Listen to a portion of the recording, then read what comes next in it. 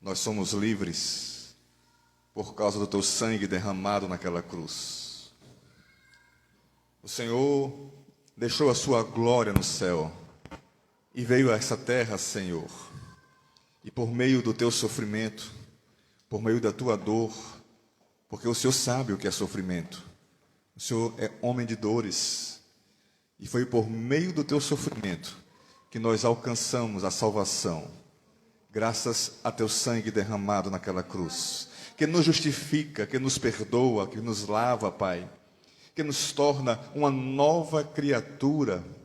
Muito obrigado, Jesus, pelo teu sacrifício naquela cruz. Que a tua palavra, Senhor, venha nos ensinar essa noite. Pai, nós sabemos, Senhor, que o sofrimento faz parte da vida do ser humano, Pai. E é na tua palavra que nós aprendemos a vencer o sofrimento, a superar o sofrimento e as adversidades. Por isso que teu Santo Espírito venha ministrar aos nossos corações essa noite, para que possamos sair daqui, Senhor, conscientes de que em ti, Jesus, apesar do sofrimento, nós temos uma vida abundante preparada por causa do sangue de Jesus derramado naquela cruz. Por isso, Senhor, que teu Espírito Santo venha ministrar aos nossos corações essa noite. Que eu diminua e o Senhor cresça.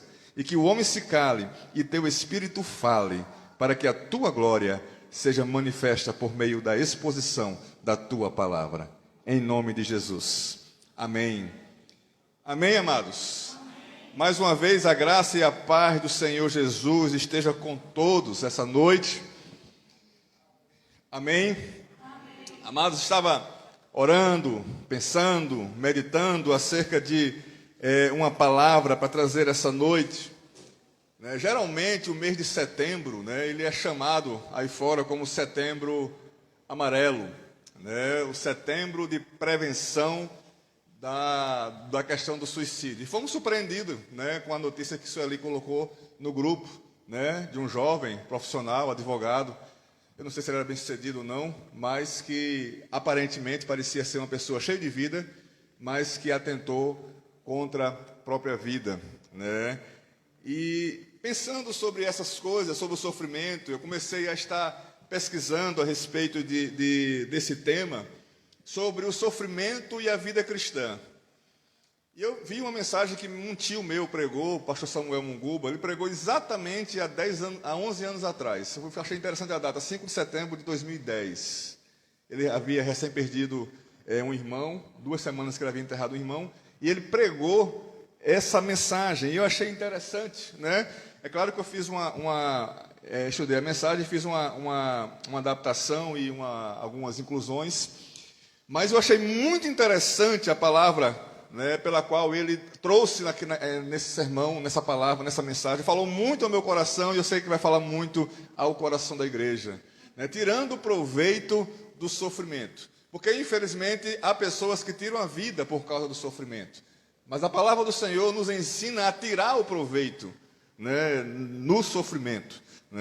Então não existe, nem existirá no mundo ninguém que não passe por sofrimento, que não enfrenta momentos de dificuldade, de lutas, que tenham sido atormentado ou afligido por algo opressivo, negativo, amedrontador, estarrecedor, entristecedor. Na maioria das vezes o sofrimento é real, não tenha dúvida disso. Mas há ocasiões em que os sofrimentos são criados por especulações. Há situações em que as pessoas acham que vão acontecer, ou por medo do que vai acontecer, elas sofrem antecipadamente por causa daquilo que não aconteceu e que muito provavelmente nem vai acontecer. Então, há sofrimentos realmente que são especulativos. Até ele conta a história de um amigo dele que era dentista lá no Crato, que a esposa, quando tinha uma contenda, uma briga, ela acordava de madrugada dizendo que estava passando mal, que levasse para o hospital, que ela estava passando mal, E ele acordava meio que assim, que foi? E ele disse, não, me leva no hospital que eu estou morrendo, Aí diz ele, que o dentista olhava para ele e disse, você está fazendo isso para me alegrar, Ou é porque realmente está passando mal, Mas o fato é que ele já conhecia, que não havia um sofrimento por nenhuma causa aparente. Muitas vezes são especulações, muitas vezes são medo de circunstâncias que causa nas pessoas um sofrimento antecipado. A isso, claro, a Bíblia chama de quê? De ansiedade. Né? A pessoa fica ansiosa com aquilo que não aconteceu. Mas essa noite eu queria levar a reflexão sobre esse fato. Primeiro ponto, pode colocar aí. O sofrimento é uma realidade e devemos encará-la como inevitável. Inevitável, né? Essa é aquela hora que ninguém diz amém, né?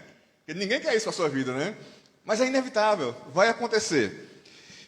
Eclesiastes capítulo 3, versículo 1 ao versículo 4. O texto está aí, você pode tomar nota e depois a gente vai poder ler junto, né? Diz assim: tudo tem o seu tempo determinado e há tempo para todo propósito debaixo do céu.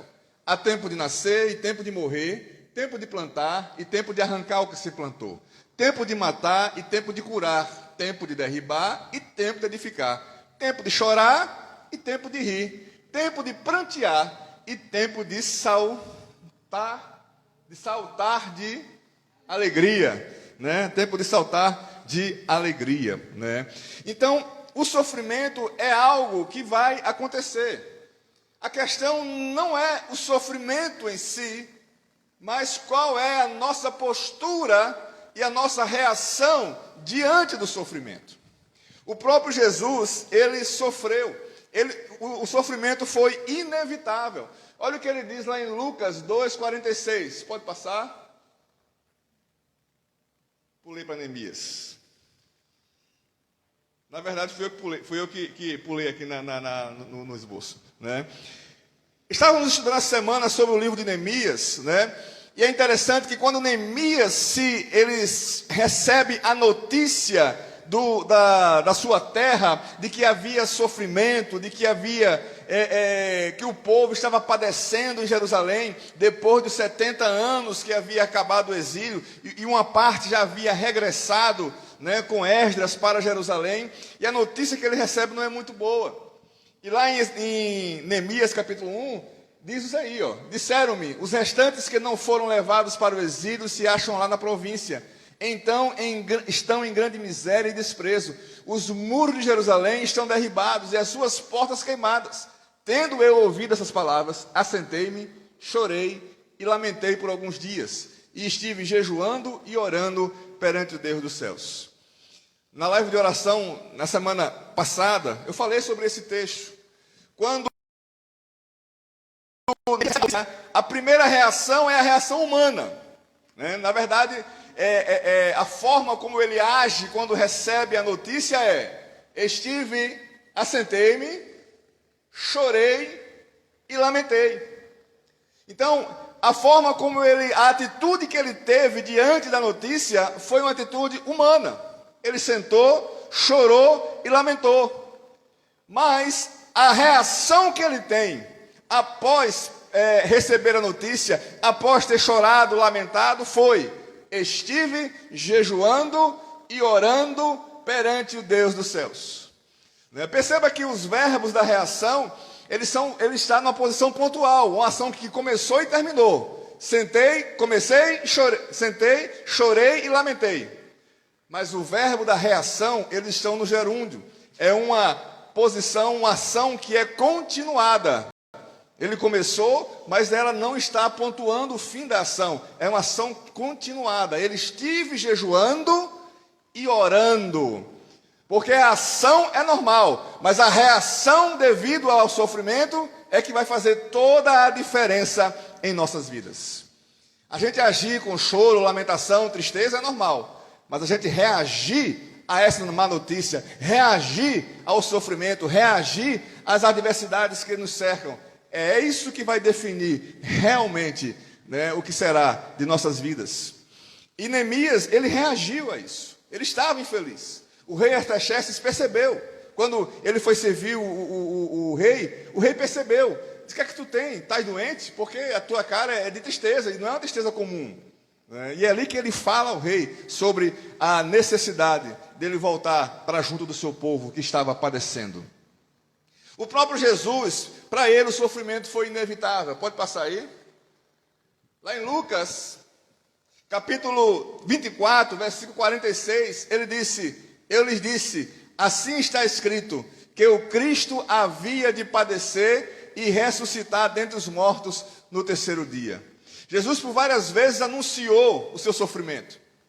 E quando ele está lá no jardim do Getsemane, esse sofrimento, capítulo 26, versículo 38, está descrito aí, Mateus.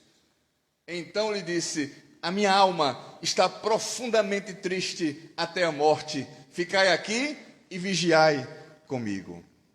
Jesus, quando estava prestes a cumprir a sua missão, a entregar o seu corpo para ser chicoteado, para ser entregue aos gentios, para ser crucificado, derramar o seu sangue naquela cruz, quando ele estava prestes a beber o cálice da ira de Deus, que estava preparado para a humanidade, ele sofreu e angustiou-se. E aí, queridos, a gente percebe, queridos, que o sofrimento é algo inevitável. E Jesus, mesmo em sua oração, ele diz, Pai, se possível, passa de mim esse cálice sem que eu beba, mas que não seja feita a minha, mas a tua vontade. Às vezes a gente está passando por sofrimento, por situações difíceis, e a nossa oração, ela para no primeiro parágrafo. Senhor, passa esse sofrimento da minha vida, passa esse cálice que eu estou bebendo, para que eu não beba. Mas ninguém repete a segunda parte da oração, que diz, mas Senhor, seja feita a tua vontade, não a minha. Porque muitas vezes o que nós não entendemos é que o sofrimento que passamos é o Senhor nos lapidando, nos trabalhando. E é necessário que a obra que Ele começou, Ele complete. Às vezes a gente quer o fim do sofrimento, naquele momento, naquela hora, e não percebe que talvez aquilo que Deus está permitindo que nós estejamos passando, está nos lapidando, ou nos ajudando, ou quem sabe, nos tornando instrumento para ajudar outras pessoas. Queridos, nós podemos enfrentar negativamente o sofrimento. Esse é o segundo ponto. Pode passar? Nós podemos enfrentar de forma negativa o sofrimento. E aí, como eu falei, a questão não é o sofrimento. A questão é a forma como nos reagimos a ele. E há pessoas que reagem negativamente. Às vezes ficamos todo o tempo remoendo o sofrimento.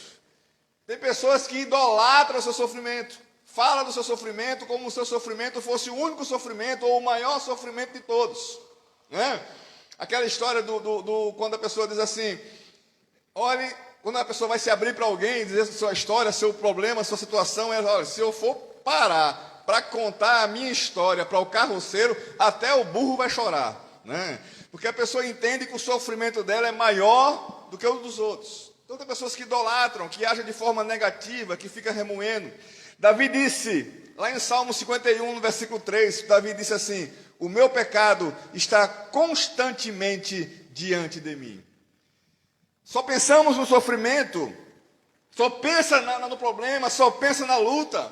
Sabe aquela teoria do gostar de sofrer? A pessoa está rindo num dia, aí ela para e fala, rapaz, eu estou rindo demais hoje, amanhã eu sei que vai acontecer uma coisa ruim.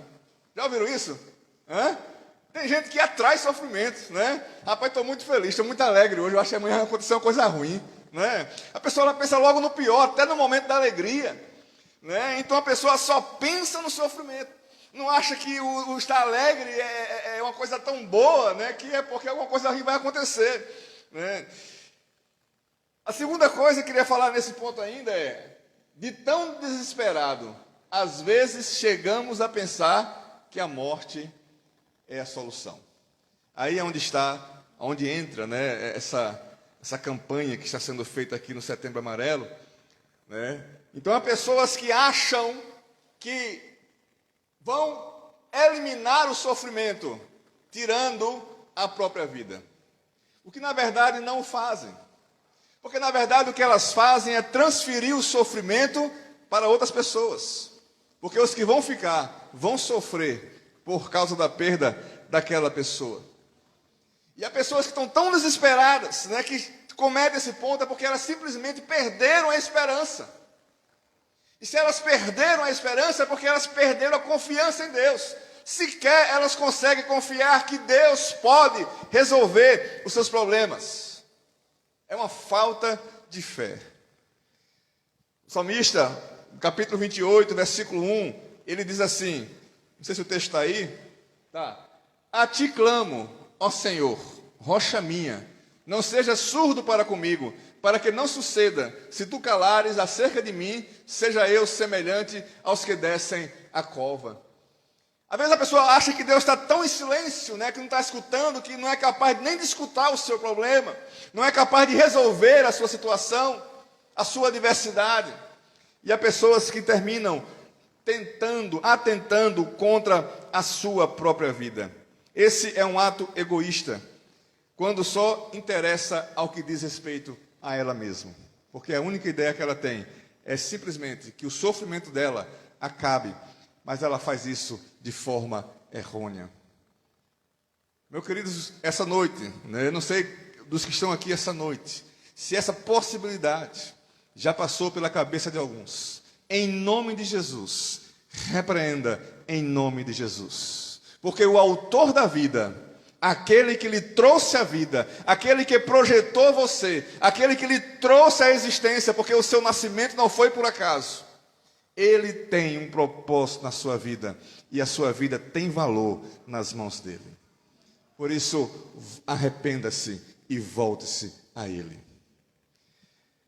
A outra coisa que as pessoas podem reagir negativamente ao sofrimento é, muitas vezes, o sofrimento leva à depressão. E aí você pode examinar bem e ver que, muitas vezes, essa depressão, esse sofrimento, é um sentimento de insatisfação, fruto de expectativas não alcançadas.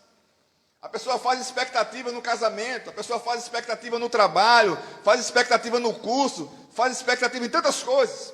E aí, quando essa expectativa é frustrada, muitas pessoas entram em depressão. Às vezes é por causa do excesso de peso, às vezes é por causa porque não tem aquela forma que ela gostaria de ter, às vezes é porque não alcançou aqueles seguidores que elas queriam, né, nas redes sociais, porque agora tudo hoje em dia é rede social, é like, dislike, seguidores, né? E sei mais lá que linguagem tem lá na rede social, né? E aí muitas pessoas, queridos, estão entrando em depressão por expectativas que colocam em outras coisas ou pessoas. Aqueles que colocam expectativa no casamento e quando demora o casamento a sair, porque ainda estão solteiros ou solteiras, né, entram em depressão, se achando inferior aos outros, que não é amado, que não é amada. Sentimentos que são causados por expectativas não alcançadas. E há pessoas que entram em estado depressivo por conta dessas coisas. Ou seja, valoriza mais o sofrimento do que o Deus que pode resolver todas as coisas. Às vezes isso vem por uma visão distorcida do que realmente tem valor. As pessoas colocam valor nas coisas materiais, na posição social, numa conta bancária recheada. Mas a felicidade, ela não consiste nisso. Sofremos pelo que é necessário, mas não pelo que é essencial. Mateus capítulo 6, versículo 25 e 27. Por isso vos digo, não andeis ansiosos pela vossa vida, quanto ao que é haver de comer ou beber, nem pelo vosso corpo, quanto ao que é haver de vestir. Não é a vida mais do que o alimento, e o corpo mais do que as vestes? Qual de vós, por ansioso que esteja, pode acrescentar um côvado ao curso da sua vida? O quanto a sua ansiedade vai poder mudar o rumo da sua vida, vai acrescentar um dia na sua vida, ou como o texto anteriormente fala, vai acrescentar um cabelo na sua cabeça, vai tornar você mais bonito, mais feio, vai alcançar mais seguidores. O quanto a sua ansiedade vai poder mudar uma situação. Por isso, queridos, o convite que nós fazemos a você essa noite é que você realmente coloque a sua confiança no Senhor. A quarta coisa que pode ser uma reação negativa é que às vezes procuramos fugir do sofrimento simplesmente maquiando. Há pessoas que fingem que não está acontecendo nada, né? E às vezes, queridas, pessoas estão fugindo por meio de medicamentos, por meio de tranquilizantes, por meio de vícios, né? Seja por meio de comprimidos, seja por meio de drogas, seja por meio de álcool, seja por meio de festas. As pessoas procuram alegria em coisas que são superficiais. em coisas que são passageiras, tentando maquiar o sofrimento, tentando encobrir o sofrimento. Às vezes as pessoas publicam fotos nas redes sociais rindo, feliz, né? E quando desliga a câmera é que aparece realmente a tristeza que está no coração. São pessoas que maqueiam, tentando transparecer algo que realmente não está no seu coração. Mas o efeito dessas drogas são passageiros. O efeito dessas coisas, daqui a pouco, volta tudo novamente, o sentimento e a necessidade de maquiar novamente, ou de usar de elementos químicos para poder tentar aliviar o sofrimento. Só existe uma forma de você aliviar o seu sofrimento de forma permanente. Só pelo poder do sangue do Senhor Jesus. Você também pode fugir fingindo que o sofrimento não existe. Você pode fugir fingindo que o sofrimento não existe. Já deu spoiler aí no 4.3, né? Pode subir um pouquinho aí. Ficar só no 2 ainda. Certa ocasião, um pastor estava pregando sobre morte. Geralmente a gente se prega sobre vida, mas esse pastor estava pregando sobre morte. E ele começou o sermão dizendo o seguinte: comecei a morrer no dia 15 de março de 1925. Foi o dia em que eu nasci. E aí comecei a me aproximar da morte. Nós nascemos para morrer. Todos dessa igreja vão morrer. Todos pareciam apavorados. Imagina o pastor chegar aqui no púlpito e dizer: todos vocês dessa igreja vão morrer. Aí todo mundo ficou assim apavorado. Mas tinha um senhor que estava com um riso nos lábios, assim. E aí ele olhou para aquele senhor e disse: o senhor aí, por que é que o senhor parece estar se divertindo com tudo isso? Aí o senhor disse assim: ah, pastor, é porque eu não sou dessa igreja não, eu só estou visitando. Então a mensagem não é para mim, né? Então eu não vou morrer, né? Fingindo, que nada está acontecendo. A sentença da morte é para a igreja, então não é para ele não. Mas há pessoas que lidam assim com as situações. Acham que é com todo mundo, menos com ele. Pode acontecer com todo mundo, menos comigo. Então há pessoas que lidam com o sofrimento dessa forma, fingindo que nada está acontecendo. Porque às vezes fingir é melhor do que enfrentar. Às vezes não, As pessoas têm essa ideia. E por terceiro, a outra forma de você podemos também sofrer pelo medo da morte. As pessoas têm medo da morte. Há pessoas que têm medo de pronunciar a palavra câncer, Parece que vai trazer mau agouro, alguma coisa assim, Refere-se à doença como sendo aquela coisa, Ou aquele bicho, tal, Porque acha que não falando o nome não vai atrair aquilo para si. Há pessoas que quando fala da morte batem logo 3 vezes na madeira, Ixi, vai passar para outro, Ainda bem que aqui é vida, Você nem pensar que eu estava batendo, Isola, Há pessoas que são as primeiras da fila, mas procuram esconder, dizendo: Deus não vai fazer isso comigo, Outros evitam falar ou ouvir sobre a morte. Mas a morte, queridos, é o fim natural de todo ser humano. A gente não tem que ter medo disso, não. Diz a história que há muitos anos atrás, lá no Oriente Médio, lá na Arábia, um produtor de petróleo, rico, ele mandou que seu servo fosse até a feira central para poder comprar alguns mantimentos. E o servo foi e voltou, e quando ele voltou assustado. Ele disse: o que foi, rapaz? Ele disse: senhor, me empresta um camelo, me empresta um dinheiro, eu preciso sair daqui para a cidade grande, eu vou para Bagdá, a maior cidade da Arábia. E o que foi que houve?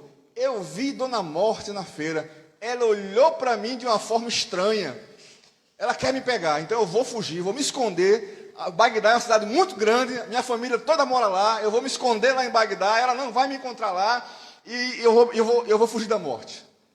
E aí o senhor deu o camelo, deu o recurso e foi até a feira. E se encontrou com Dona Morte lá. E ele disse: Dona Morte, por que é que você olhou de forma estranha para o meu servo? Ele disse: eu não orei de forma estranha. Ele disse que você olhou de forma estranha. Não, eu orei de forma assustada, porque eu tenho um compromisso de pegar ele em Bagdá essa tarde e ele ainda estava aqui. Não adianta se esconder. No dia que chegar, chegou. Acabou-se. Você só vai naquele dia que o Senhor determinou. E aí, Hebreus 9:27 diz: aos homens está ordenado morrerem uma só vez, vindo, depois disso, o juízo. Ou seja, não tem essa de reencarnação, não. A Bíblia diz que morreu, segue-se o juízo. Acabou. Você vai ser julgado. E aquilo que você faz aqui na terra é o que vai determinar aonde você vai viver a eternidade. Então, se você confiou e entregou a sua vida na mão do Senhor Jesus, você está salvo. Mas se você não se rendeu a Cristo, não entregou a sua vida, infelizmente, você está condenado. Porque a Bíblia diz que após a morte, segue-se o juízo. Não tem purgatório, não tem meio termo, não. Morreu, acabou-se. Tudo que você faz aqui, queridos, vai refletir na eternidade. Por isso, renda-se ao Senhor Jesus, porque Ele é o único caminho, a verdade e a vida. Se não for por Ele, ninguém pode chegar até o Pai. Terceiro e último ponto. A solução para o sofrimento. Na verdade, em forma de pergunta aí, né? A solução para o sofrimento é uma pergunta retórica, porque a gente sabe que a resposta é sim. A abordagem inicial que foi começada, a gente até falou sobre algumas histórias engraçadas aqui. Mas não significa que o sofrimento não seja duro, queridos. E às vezes é terrível em nossas vidas. Ela realmente é uma realidade inevitável. Primeiro, acontece também que Deus nos criou com condições e capacidade para vencer o sofrimento. Você notou isso? Gravou isso? Olha só, está aqui. Deus nos criou com condições e capacidade para vencer o sofrimento. Amém? Ele lhe fez capaz de vencer o sofrimento. A Bíblia diz, aí está expresso aí, em Hebreus 12. Daqui a pouco a gente vai ler esse texto. Nada que nos ocorra está acima da nossa capacidade de resistir e vencer. Quando eu estava lendo essa parte da mensagem, meu tio Samuel, que também era pastor, como eu já disse antes, ele conta que essa mensagem foi pregada 2 semanas após o enterro de um tio meu, um irmão dele, chamado Aristóbulo Munguba. Em 2 anos, meu tio já havia enterrado o tio Silas, o irmão mais velho dele. O meu pai é o filho mais novo dos homens, e meu pai tem 78 anos, e é o mais novo. Quando o meu tio Silas estava na Segunda Guerra Mundial, meu pai nasceu. Então você imagina, a diferença de idade era de 20 anos entre papai e o Silas, o tio Silas.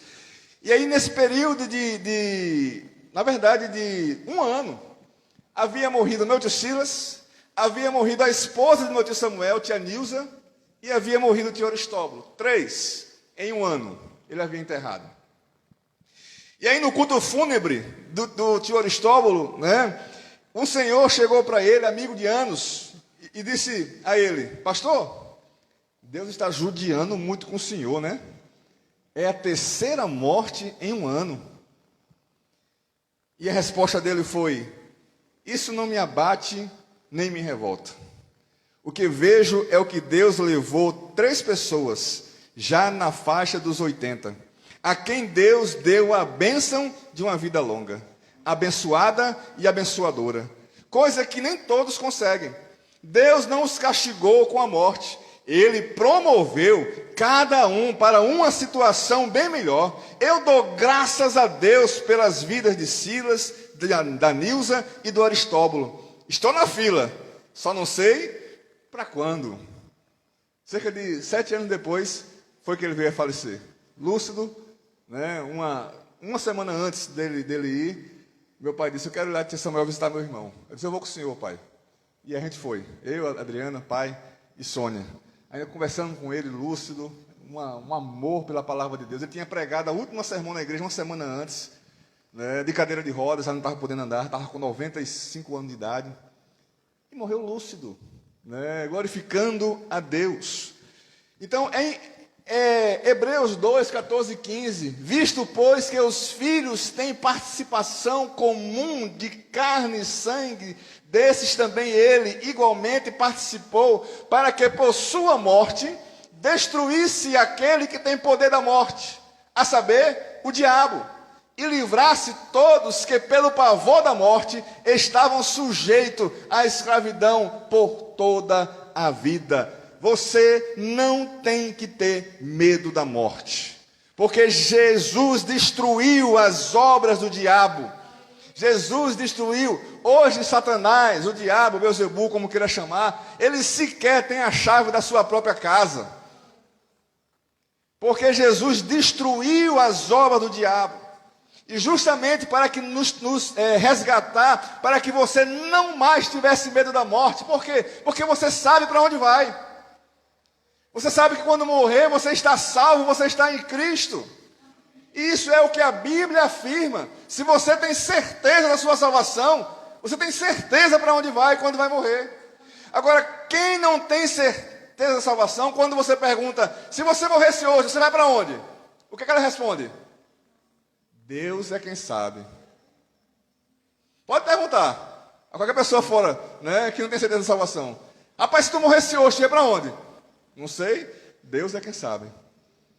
Mas a Bíblia já determina. Quando você crê em Jesus Cristo, que você entrega a sua vida, se rende e tem certeza da sua salvação, a eternidade está preparada para você, perto do Pai Celestial. O paraíso, céu e inferno são realidades que existem. Quer as pessoas acreditem ou não, elas vão se deparar com essa realidade. A questão é, você está preparado para isso? Quem está preparado não tem medo da morte. Devemos encarar o sofrimento como um meio de nos tornarmos melhores. Acho que eu dei um pulo aqui no... Não, está certo. Né? Pode passar. Devemos encarar o sofrimento como um meio de tornarmos melhores. Né? Isso não significa que é o sofrimento que torna melhor ou pior. Mas é como eu disse, a diferença está naquilo que você faz com o sofrimento. Com as reações que você tem diante do sofrimento. É isso que vai determinar, né, o quanto você vai melhorar ou piorar. Se aproximar ou se afastar de Deus. Romanos 5, versículo 3 e versículo 4. Diz assim: e não somente isto, mas também nos gloriamos nas próprias tribulações, sabendo que a tribulação produz perseverança, e a perseverança experiência, e a experiência esperança. Qual foi a última vez que você viu um crente dando glória a Deus porque estava passando por tribulação? Talvez na canção de Lázaro Ramos, né? É Lázaro Ramos o nome dele? Vou passando pela prova, dando glória a Deus, né? Mas você vê um crente dizendo assim, oh, glória a Deus, estou passando por uma tribulação maravilhosa. Alguém já disse isso? Não? Já ouviu? Olha o que o apóstolo Paulo está dizendo. Nos gloriamos nas próprias tribulações, sabendo que a tribulação produz perseverança, e a perseverança experiência, e a experiência esperança. Né? Eu não vou fazer um apelo aqui no final do culto. Quem quer passar por uma tribulação boa, pode vir aqui à frente, porque eu sei que ninguém vem, né? Então, ninguém gosta, né, de coisa ruim. É claro que você fazer essa oração, quem quiser ser rico e próspero, vem um bocado de gente. Mas, queridos, é a tribulação, é a provação, é a adversidade. Aprendemos isso nos 40 dias com propósito. O sofrimento é uma escola que nos ensina a amadurecer, a crescer, a ser mais semelhantes a Cristo, porque Cristo foi homem de sofrimento. Ele sabe o que é sofrer. E aí há um escalonamento no nosso crescimento quando não perdemos o sofrimento e não permitimos que seja inútil, nós crescemos na nossa caminhada cristã e nesse processo de santificação. Nenhum sofrimento, nenhuma adversidade, ela é em vão. Nós precisamos aprender na adversidade a crescer. Sabe, quando eu ouvi aquela história, né, sobre a criação do velcro, né? Sabe o que é o velcro, né? Aquele negócio faz aquela zoadinha, né? Antigamente, quando eu era pequeno, tinha o tênis top de moda era os tênis com velcro, né? Deixar de amarrar cadastro, agora era só pregar um negocinho ali, estava resolvido. Disse que o cara saiu à noite preocupado, atribulado, cheio de provação na cabeça, e resolveu andar, para desaparecer. Andando, não sabia nem por onde estava andando. Daqui a pouco ele estava dentro do mato, andando. Aí ele parou. Quando ele parou, ele viu que a perna dele estava cheia de carrapicho. Né? Aí ele tirou o carrapicho assim, mas rapaz, esse negócio fura. Aí ele olhou o carrapicho, como é que esse negócio prega na minha roupa? Aí ele percebeu que o carrapicho tem uma espécie vou chamar assim, de um sistema, né, que gruda na roupa. Ele achou aquilo interessante, né? E ao invés de lamentar, reclamar, porque o negócio estava pregado na roupa, foi o que ele fez. Ele criou o velcro. A partir dessa experiência que ele teve, né, com os carrapichos. A próxima vez que você sair daqui na igreja que tiver carrapicho na perna, lembre-se disso, né? Tá assim, não tá? Né? Lembre-se disso, olha, o velcro foi disso aqui, é coisa interessante, né? Então, ao invés de olhar o lado negativo das coisas, comece a olhar os lados positivos. Aprenda aquilo que Deus está querendo ensinar a vocês. Olha o que ele diz aí, Romanos 12, 12. Vamos ler? Vamos junto nessa? Regozijai-vos na esperança, sede pacientes na tribulação, na oração, perseverantes. Não é perseverantes, né? Terceiro, devemos mudar o foco dos nossos pensamentos de nós mesmos para ver que há pessoas que sofrem mais do que nós. O problema daquele que está sofrendo é que acha que seu sofrimento é o maior de todos. E aí quando alguém vai compartilhar o seu sofrimento, é aquela história do burro, né? Olha, pode parar por aí, porque se eu contar a minha história para o carroceiro, até o burro chora. Porque acha que o sofrimento é maior e não tem tempo para ouvir as aflições dos outros. 2 Coríntios, capítulo 1, versículo 3 e 4.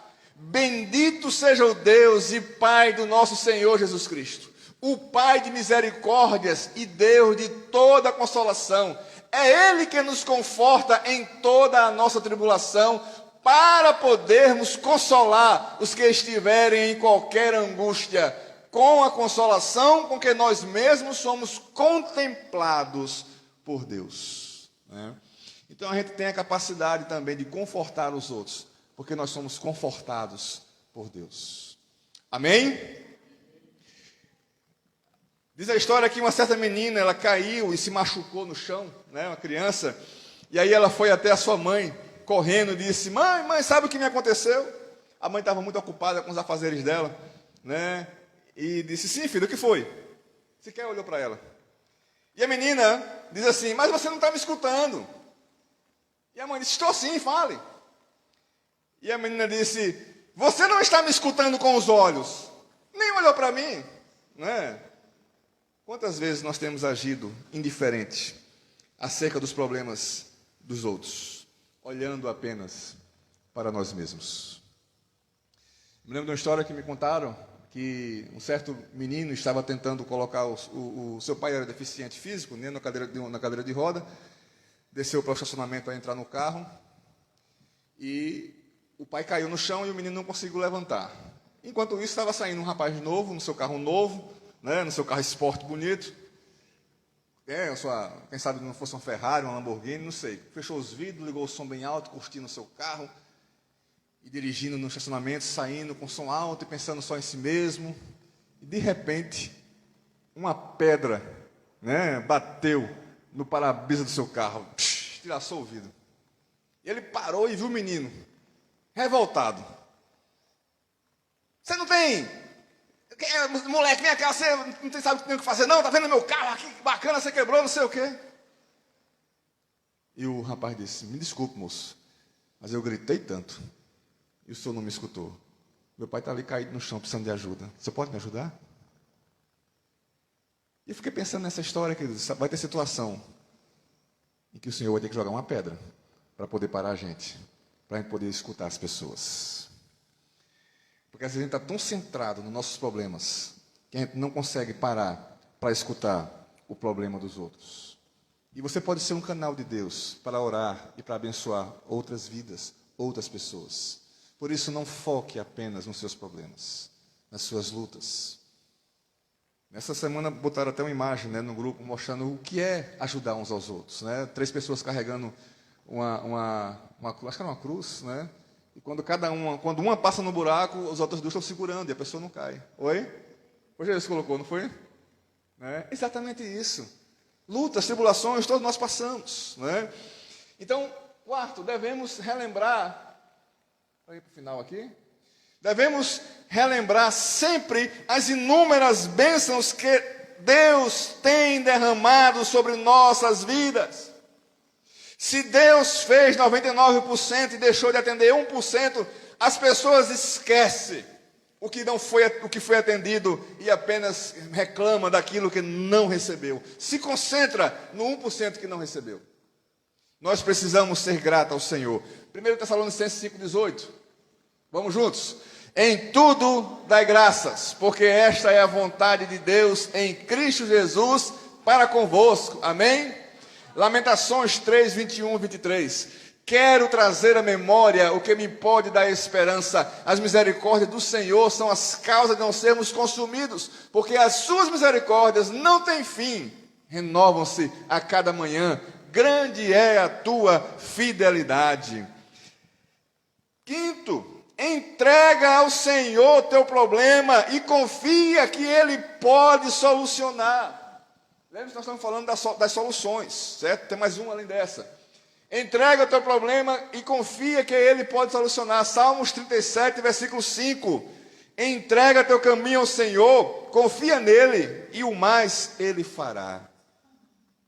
1 Pedro 5, 7. Se você estivesse anotando aí, você ia ter um bocado de texto em casa para poder lembrar, né, das promessas que Deus tem para você. Amém, mano, né? Está vendo ali que ele está anotando. 1 Pedro 5, 7. Lançando sobre Ele toda a vossa ansiedade, porque Ele tem cuidado de vós. Salmos 41. Esperei confiantemente pelo Senhor, e Ele se inclinou para mim e me ouviu quando clamei por socorro. Por último, queridos, como você pode vencer o sofrimento? Sexto e último item. Para receber a ajuda divina, você precisa crer e confiar em Jesus Cristo. Ele é o transmissor do Evangelho de Deus, a boa nova da salvação. Ele esvaziou-se de si mesmo, dos seus poderes. Ele sofreu como qualquer um de nós. Olha o que diz lá em Filipenses 2, 6 e 7. Pois ele, subsistindo em forma de Deus, não julgou como usurpação o ser igual a Deus. Antes a si mesmo se esvaziou, assumindo a forma de servo, tornando-se em semelhança de homens e reconhecido em figura humana. Deixou a glória, veio à terra como homem, sofreu como homem. E por isso, Ele pode nos dizer o que está lá em Mateus 11, 28. Vinde a mim, todos os que estáis cansados e sobrecarregados, e eu vos aliviarei. Ou o que está lá em João 14, 7. Deixo-vos a paz, a minha paz vos dou, não vos la dou como o dá o mundo. Não se turbe o vosso coração, nem se atemorize. A paz que o mundo dá e oferece é passageira, mas a paz que o Senhor dá, ela é eterna. É uma paz que você sente apesar de qualquer circunstância, lutas ou provações. Aos seus discípulos, machucados pelo sofrimento, ele disse, João 20, 19, ao cair da tarde daquele dia, o primeiro da semana, trancados às portas da casa onde estavam os discípulos, com medo dos judeus, veio Jesus, pôs-se no meio e disse, paz seja convosco. É isso que Deus está falando a você essa noite. A paz que excede todo entendimento. Como é que eu alcanço essa paz, pastor? Você alcançou. Romanos 5:1. Justificados, pois, mediante a fé, temos paz com Deus, por meio do nosso Senhor Jesus Cristo. Em paz com Deus, nós estaremos em paz conosco mesmos. Olha o que diz Filipenses 4:7. E a paz de Deus, que excede todo o entendimento, guardará o vosso coração e a vossa mente em Cristo Jesus. Paz não quer dizer ausência de problemas, de lutas, de dificuldades. Paz quer dizer que apesar de você passar por tudo isso, você tem a certeza de que o Senhor está no controle de toda a situação. Concluindo, Ele não oferece uma vida sem sofrimento, mas garante que nós temos condição para vencer a dor, qualquer que seja ela. João 16, 33. Essas coisas vos tenho dito, para que tenhais paz em mim. No mundo passais por aflições, mas tende bom ânimo, eu venci o mundo. O teu Senhor, Ele venceu o mundo. Salmos 37, 5.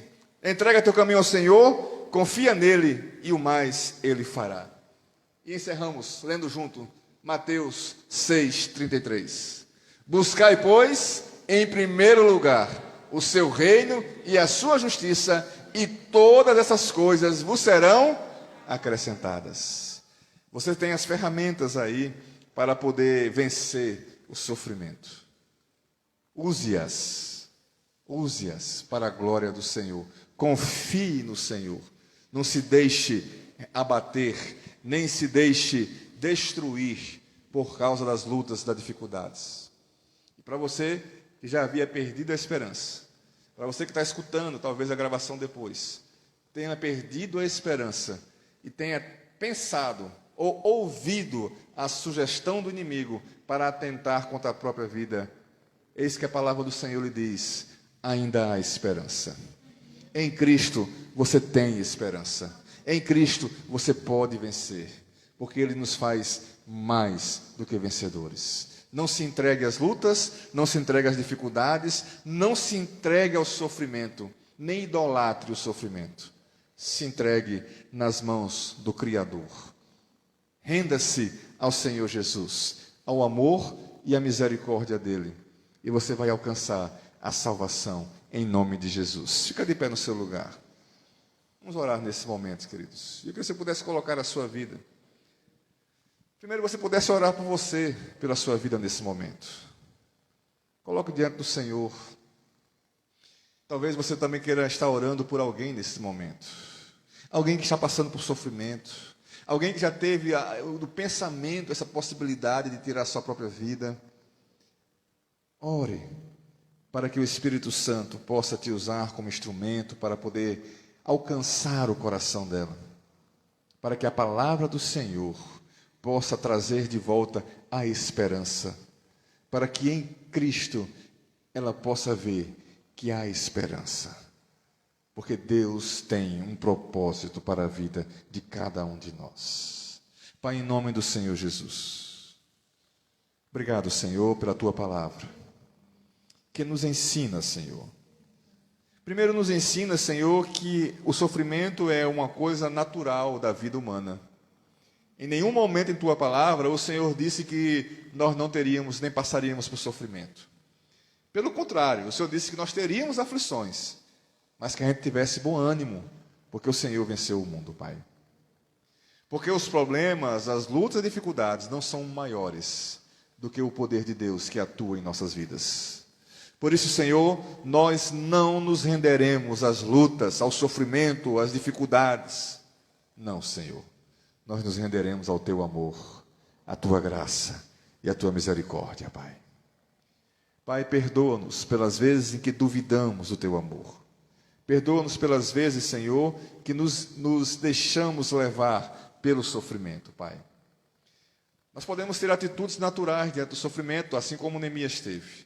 Sentou, chorou, lamentou, mas ele não ficou nessas ações, ele reagiu. E ele esteve jejuando e orando. Não é a nossa ação diante do sofrimento, Senhor, que vai determinar a nossa força, ou quem somos, ou o que irá acontecer. Mas é a nossa reação diante do sofrimento. E nós, Senhor, queremos reagir confiadamente no Senhor, em Tua palavra e na força do Teu poder.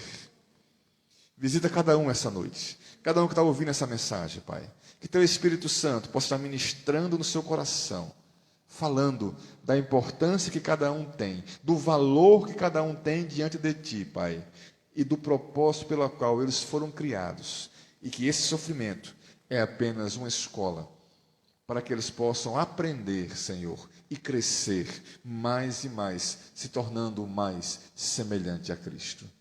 Obrigado, Pai, por essa noite, em nome do Senhor Jesus. Amém. Poder sentar, queridos.